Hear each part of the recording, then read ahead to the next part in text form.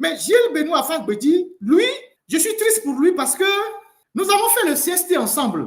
C'est avec Gilles Benoît Fagbedi qu'on faisait Maître Raphaël Adjarek Bandé, Gilles Benoît Fagbedi et puis d'autres. On faisait un peu le tour des leaders pour les convaincre de rentrer dans cette initiative-là et de pouvoir rassembler les Togolais pour pouvoir relancer la contestation. Et je me rappelle que quand Feu Agboibor n'était pas totalement en phase avec nous, quand nous sommes allés pour le voir à son domicile, à Tokoin Trésor là-bas, parce qu'il a un domicile au rond-point de Trésor, pas le domicile qui est à Tokoin Nord, non, il a une autre résidence, au niveau du ministre Acha. Voilà. Et donc, quand nous sommes allés là-bas avec Gilles Benoît Fagbedi, on a échangé longuement avec le bâtonnier. Nous pensons qu'il faut que... Nous avons échangé longuement avec le bâtonnier et Agboibor, qui nous a fait l'historique du phare et tout. En fait, Agboibor ne voulait pas rentrer dans le processus du CST, donc il s'essayait de nous dissuader. Et donc, il nous a fait l'historique du phare et tout. Et on a longuement discuté pour convaincre Agboibor. Puis après, on est allé chez Agboibor et on a vu les autres leaders. Et Agboibor n'était pas pour, mais le jour-là, je me rappelle quand on est sorti, et Gilles Benoît était très en colère. Il dit non, le grand frère ne veut pas vraiment écouter, c'est pas normal, il faut vraiment et tout. Donc, on s'est battu au niveau du CST, jour et nuit. On a fait énormément de choses. Après, c'est vrai qu'il y a eu quelques soucis par rapport à son engagement. Il a eu un redressement fiscal, je ne sais pas, 1 ou 2 redressements. C'était difficile de tenir son cabinet. Il se plaignait. Et après, il a pris du recul et tout. Jusqu'il y a de cela 2 ou 3 ans, il était encore l'avocat du journal Liberté, qui est un journal très engagé que nous connaissons. Mais on ne savait pas que Maître Fagbedi allait rebondir de cette manière-là. Il est venu nous servir ce qui nous a servi la dernière fois sur TV5, sur ce média bizarre-là. Je n'arrive même pas à connaître. Nous pensons qu'il faut que Gnassingbé laisse le pouvoir pour préserver la réconciliation nationale, pour préserver la concorde.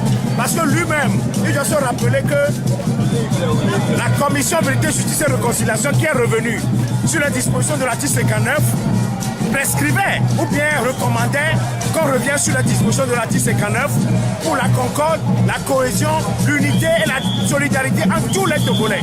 Nous pensons qu'en revenant à cette constitution, ce serait bon pour tous les Togolais. Et en aucun cas, nul ne peut faire plus de 2 mandats. Il a déjà fait plus de 2 mandats. Et nous pensons, il a déjà fait 2 mandats et nous pensons qu'il doit partir. Dans tous les cas, le peuple togolais a marre. Le peuple togolais est fatigué de la famille Gnassingbé qui a eu à gérer sa destinée pendant plus de 48 ans. Dans ces conditions, il doit partir et que 2 personnes fassent leurs expériences. Voilà, Gilles Benoît Fagbedi, quand on était dans les rues, en 2012, le CST, on prenait d'assaut les rues, on manifestait et tout ça. Voilà ce que Gilles Benoît Fagbedi disait. Il disait plein d'autres choses aussi que je ne vais pas répéter ici pour ne pas faire traîner le live. Aujourd'hui, Gilles Benoît Fagbedi, avec les nouvelles couleurs de Unir, est à l'antipode de ce qu'il disait hier. Qu'est-ce qui s'est passé entre-temps pour que cet avocat qui était très engagé sur les questions des droits de l'homme, qui était dans la rue avec nous, est devenu aujourd'hui le plus grand soutien de Faure Gnassingbé, celui-là même qu'il pourfendait dans les rues il y a de cela quelques années. Toute la problématique de l'élite togolaise est là. Toute la problématique de l'élite est là. J'ai parlé la dernière fois des avocats, du barreau et du bâtonnier. J'ai dit, tout le problème qu'on a au Togo, c'est ça. Tout le problème qu'on a aujourd'hui au Togo, c'est ça. Et donc, toute la problématique de notre élite est là. Les universitaires, les avocats, les notaires, les huissiers, les économistes, même les militaires. Toute la problématique, la faillite de l'élite là, ça c'est ça. C'est le symbole ça. Ce sont les indicateurs de la faillite de l'élite. Dire une chose aujourd'hui et soutenir son contraire demain parce qu'on a des difficultés financières ou parce qu'on a faim ou parce qu'on traverse des moments difficiles. Même s'il y a un adage qui dit en période de faim, c'est pas tout qu'on mange. Il y a certains, moi je ne peux pas être un avocat. Et je le dis tout le temps, je ne peux pas être un avocat, docteur en droit, avocat de je ne sais pas quoi, professeur d'université. Et donc, j'ai les compétences pour travailler partout. Je peux balancer mon CV partout. Je peux travailler partout. Je ne sais pas qu'est-ce qui peut me pousser, alors que j'ai les compétences pour me mettre au service d'un système comme ça et devenir un objet de moquerie, même des gens qui n'ont pas mon niveau. On sait que la vie est parfois difficile, mais quand on a les compétences, on peut travailler partout. La première chose du dictateur, de tout régime dictatorial, c'est d'humilier ses serviteurs. La première personne que le dictateur humilie, ce sont ses propres collaborateurs. C'est-à-dire, le dictateur, dans sa psychologie, il doit soumettre tous ceux qui sont dans son entourage. C'est pour ça que dans certains régimes, le dictateur, il couche même avec les femmes de ses collaborateurs pour vous soumettre. Coucher avec votre femme, c'est la pire humiliation que le dictateur te fait subir. Mais tu ne peux rien faire. Mobutu, coucher avec les femmes de ses collaborateurs. On sait que les autres dictateurs font pareil. Donc, le dictateur, lui qui n'a pas le même niveau que vous, il n'a pas le même diplôme que vous, il n'a pas les mêmes compétences que vous, il se dit, moi j'ai le pouvoir et je vais recruter mes serviteurs. Et je vais les humilier. Ils ont beau être des docteurs en droit, des professeurs d'université, ils ont beau être des éminents juristes, je vais les humilier devant la face. Et c'est ce que Faure est en train de faire avec vous. Il vous humilie, il fait en sorte que vous ne représentez absolument rien devant l'opinion. Et lui, derrière son rideau, il rit, il se moque de vous. Il dit, ah voilà, je suis tranquille, hein, moi. C'est comme ce discours qu'on entend. Les gens disent, oh, moi je n'ai pas fait de grandes études, mais si je suis riche demain, je peux acheter tous les grands diplômés, ils vont travailler pour moi. Donc, le problème de notre élite est là. Vous avez des universitaires qui sont promis à une très belle carrière, qui sont des gens qui ont de très bons diplômes, qui ont des parcours fabuleux, qui peuvent briller ailleurs. Mais ils se sont mis au service de la dictature parce qu'ils cherchent des postes, parce qu'ils veulent avoir des responsabilités. Il y a des anciens camarades universitaires, quand je les vois aujourd'hui dans le système RPT uni, même parfois tordre le cou même à l'histoire. Je me pose la question, si on a fait les mêmes études, quel poste peut m'amener à renoncer à ma propre formation, à mon parcours? Et c'est ça qu'on voit. Et c'est l'image qu'on renvoie dans la société. Et c'est l'image qu'on renvoie dans l'opinion. Et donc, Gilles Benoît Fagbedi, même si les situations sont difficiles pour lui, il a un parcours. Il peut vivre de son travail. Mais il a décidé de choisir la facilité. Et pourquoi? Aujourd'hui, il nous dit que dans son intervention, comme je l'ai dit tantôt, il s'est retrouvé dans ce groupe-là, dans le groupe des 3 troubadours là. Veste, si vous pouvez renvoyer la vidéo, il parlait là. Vous faites une capture de la vidéo de la télévision là. On va un peu décortiquer son habillement, la vidéo, pour que vous voyez le niveau de son larbinisme, le niveau de son griotisme, comment il veut faire plaire, il veut plaire à son nouveau patron. Si vous pouvez passer l'image où il était sur le plateau, et on va décortiquer un peu son habillement. Je l'ai décortiqué tout à l'heure, mais la répétition c'est une pédagogie. On va décortiquer un peu son argumentaire, mais on va partir de son habillement. C'est-à-dire, voilà. Respiration. Voilà. Vous voyez son habillement? Vous voyez? Même pas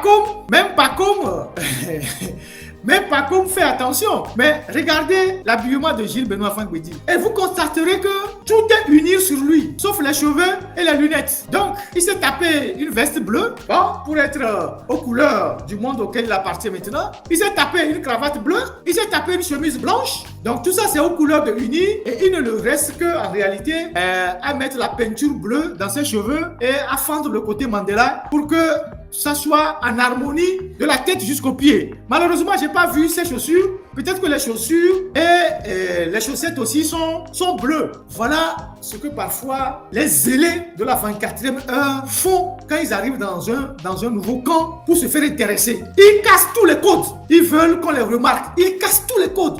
Tout ce qu'il ne peut pas dire, il dit. Tout ce que les autres ne disaient pas avant, lui dit tout. Mais est-ce que vous pensez que depuis qu'il a rejoint le camp uni, qu'il a dit, qu'il a fait des meetings, qu'il a dit que lui supporte sa sœur de Vaughan, Madame Tomega, et qu'il a abandonné le journal Liberté quand sa sœur Vaughan a porté plainte contre Liberté. Vous pensez que Gilles Benoît Fagbedi, il vit mieux que nous? Vous pensez que là où il est là, Gilles Benoît Fagbedi là, il vit mieux que nous? Vous pensez qu'on lui donne suffisamment de marché pour régler ses problèmes financiers? La dictature ne te donnera jamais beaucoup d'argent pour que tu sois à l'aise financièrement. Ils te donneront un peu pour que tu continues d'être à leur service. Ils te donneront jamais, une dictature ne donnera jamais beaucoup d'argent à quelqu'un pour que la personne soit à l'aise et que la personne puisse partir et les laisser. Ils te donneront un peu. Aujourd'hui peut-être 2 millions, demain 3 millions, après 4 millions. Et ça ne va rien te gérer. Parce que tu as des besoins. Au fil du temps où on te donne de l'argent, tu auras des besoins. Ah, je vais draguer une nouvelle femme, je vais acheter une nouvelle montre, je vais acheter une nouvelle veste, je vais faire ceci. Et donc, one two, l'argent est fini. Tu vas prendre le champagne que tu ne pouvais pas avant, tu vas chercher la nana que tu n'avais pas pu draguer draguer avant. Et donc, on te donne des miettes pour que tu sois toujours dépendant du système. Mais il n'y a pas que Maître Benoît Fangbedi qui est l'avocat du RPT Unir aujourd'hui. Et je ne sais pas quel marché on lui donne.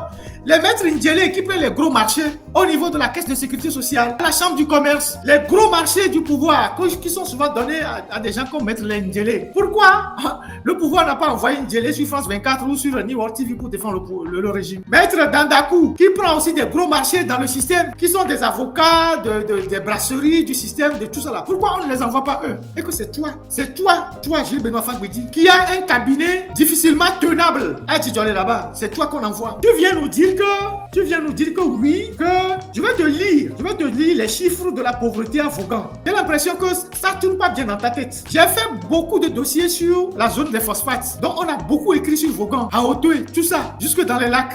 On a beaucoup écrit, jusque dans le Zior. Je vais te donner les chiffres. Voilà une photo d'une rue. Comme tu dis qu'il faut aménager les pistes rurales. Mais Gilles, tu es sérieux, Gilles Benoît? Tu es sérieux là? Que Fon Gnassingbé dans son bilan, que chez toi à Vaughan, ils ont aménagé les pistes rurales qui sont bien tracées pour le déplacement des populations. Toi qui viens d'une zone minière, la zone des phosphates, qui se trouve être aujourd'hui la zone la plus abandonnée du Togo, la plus délaissée du Togo. Voilà les routes de Vaughan quand il pleut. Les pistes rurales dont tu parles. Voilà les ambulances que vous utilisez à Vaughan. Quand toi et ta soeur, puis toi Toméga, elle allait donner ces ambulances-là aux populations de Vaughan, les tricycles, et dans une zone des phosphates, une zone où on exploite les phosphates, où des gens qui gèrent les phosphates sont des milliardaires.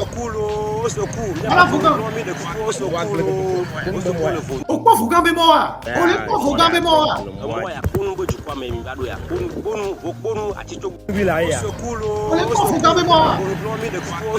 Pourquoi les rues de Vaughan là?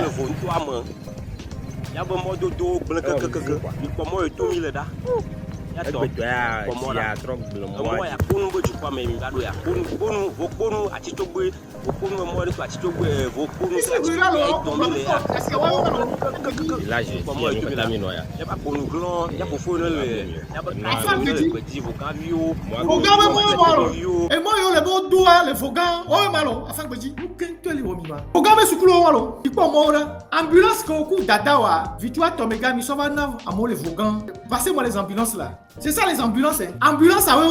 Ambulance quand on y va dans les Vaughan. Tomegani, ministre de, je sais pas, développement la base là. Ce sont les ambulances que vous avez données à Vaughan. Tu mets ça aussi dans le bilan de fort, n'est-ce pas? Tu mets ça aussi dans le bilan de fort, n'est-ce pas? Ce sont les ambulances que vous avez données aux gens. Et pourtant, n'enlevez pas les ambulances, la technique. Gardez l'ambulance un peu, je vais faire le commentaire. Et pourtant, Vaughan est une ville historiquement engagée pour la liberté au Togo. Pendant la colonisation, c'est une ville qui s'est levée contre les colons, qui s'est battue contre les colons et qui a payé le lourd tribut contre les colons. Vaughan, c'est une ville, c'est une localité qui regorge énormément de richesses. Mais les plus malheureux aujourd'hui au Togo, c'est les gens de Vaughan, c'est les populations de Vaughan. Non seulement elles ont perdu la grande partie de leurs terres qui ont été récupérées pour les phosphates, mais Vaughan n'a pas d'infrastructure. Il n'y a pas la route qui passe par Vaughan et qui va à Anfouin, je pense bien. Il n'y a plus aucune route goudronnée à Vaughan. Vaughan abrite le marché, le plus grand marché au Togo à part Lomé. Le marché de Vaughan est un marché de première catégorie. Mais le marché n'a jamais été construit. C'est des hangars qui sont dans le marché de Vaughan. Voilà les ambulances que vous avez données aux gens à Vaughan. Vaughan, c'est à 60 km de Lomé. Et moi, on va y les Vaughan. Et moi, on va les pistes rurales dont tu parles là, c'est les Allemands qui ont tracé ça à Vaughan. Comme la plupart des pistes rurales au Togo, aménagées après par les Français. C'est les Allemands qui ont fait les routes, les pistes au Togo, après aménagées par les Français sous la tutelle. Et ces pistes sont restées les mêmes depuis les indépendances. Et donc, tu es fier de dire que en 2025 où les gens font les autoroutes, les gens font les routes aériennes, les routes souterraines en Afrique, les gens sont en train de faire les métros en Afrique. Toi, tu viens de dire que le bilan d'un président est bon parce qu'il a tracé les pistes rurales dans ta localité. Pistes rurales que le premier blanc qui a mis pied dans notre pays a tracé il y a 100 ans. C'est quoi ton problème? Les chiffres de Vaughan, 90% des gens, des filles de Vaughan sont des portefeuilles au grand marché de Lomé. 90% des filles de Vaughan sont à Lomé en train de faire abattre les portefeuilles. 90%. Vaughan est la préfecture qui a le taux d'analphabétisme le plus élevé au Togo. Le taux d'analphabétisme. C'est pas parce que toi tu es avocat que tu penses que tout le monde est avocat Vaughan. C'est le taux d'analphabétisme le plus élevé au Togo. Et pourtant c'est eux qui ont les phosphates. 90% des filles à Vaughan partent à Lomé pour servir à Baté. Des hommes, ils partent au Nigeria, au Bénin et au Nigeria. Et on va les plaidons. Anigban Balamola Dagbléo. Anigban Balo. Pas Dagbléo. Il n'y a plus de terre à Vaughan. Il n'y a pas de l'eau potable à Vaughan.